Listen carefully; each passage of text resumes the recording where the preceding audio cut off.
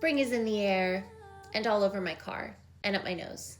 Today we're going to talk about the goddess of spring herself, Miss Persephone, queen of the underworld.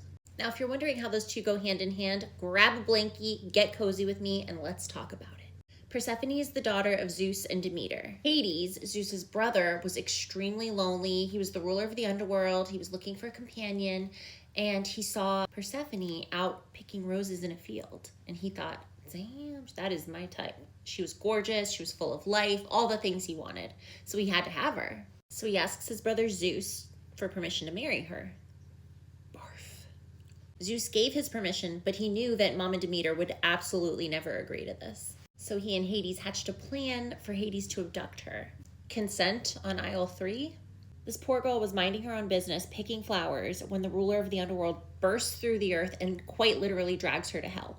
Now, when Mommy Demeter finds out, she is pissed. She's looking everywhere for her, can't find her daughter. She's freaking out. She neglects all of her responsibilities as the goddess of agriculture, which means crops die, people die, the land basically just becomes barren.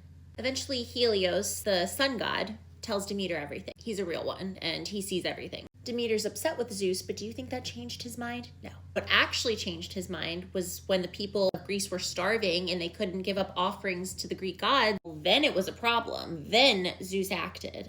So Zeus is like, hey, brother man, I need you to bring my girl back. So Hades and Zeus strike a deal to keep Persephone in the underworld for part of the year, but then with the rest of the gods for the rest of the year, so she could still be with her mom, but then also be with her husband. When Persephone is with Hades, Demeter's grief is so strong that it brings forth winter and fall. But then when Persephone's with her mom and she's up with the other gods, the flowers are blooming, the bees are buzzing, bunnies are hopping, everything's great. That signifies spring and summer. That's where we get our seasons, according to Greek mythology. So if you're like me, you're probably wondering how Persephone actually felt about all of this. There are differing takes, but the common theme is that she did not go willingly. Over time, though, she gains power and authority, and she kind of develops a calm, regal acceptance. In some retellings, she actually develops like a mutual respect for Hades and kind of falls in love with him. Weird side note, he's actually one of, if not the only Greek god to keep his thing in his pants and not cheat on his partner. There's some stories where he may have, but overall, he was the most loyal. His ex Minthy was actually causing some problems, so Persephone crushed her and turned her into an herb, and that's where we get mint. So there you go. That is the story of Persephone. I hope you enjoy it, and I hope you have an amazing day.